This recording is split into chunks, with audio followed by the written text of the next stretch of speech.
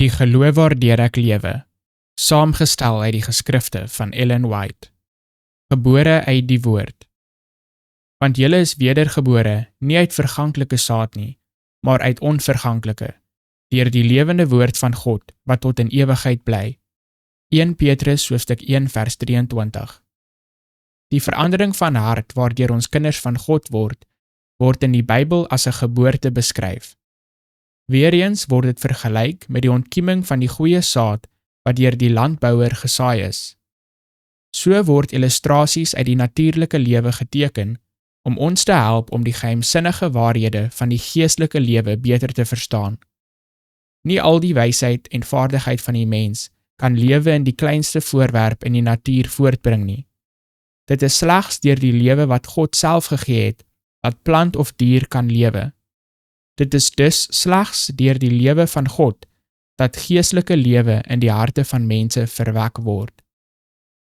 Wanneer waarheid 'n blywende beginsel in die lewe word die siel wedergebore nie uit verganklike saad nie, maar uit onverganklike, deur die lewende woord van God, wat tot in ewigheid bly.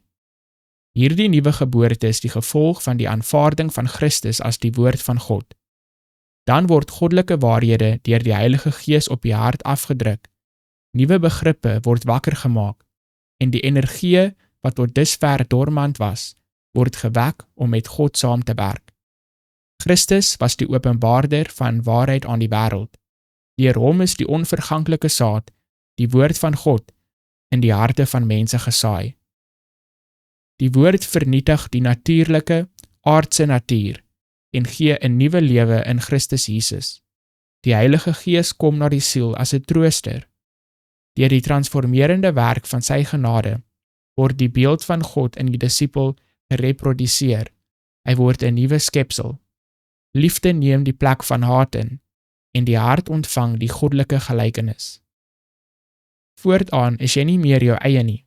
Jy is teen 'n prys gekoop. Julle weet dat julle nie deur verganklike dinge, silwer of goud, losgekoop is nie, maar deur die kosbare bloed van Christus. 1 Petrus hoofstuk 1 vers 18 en 19. Deur hierdie eenvoudige daad van geloof in God, het die Heilige Gees 'n nuwe lewe in jou hart verwek.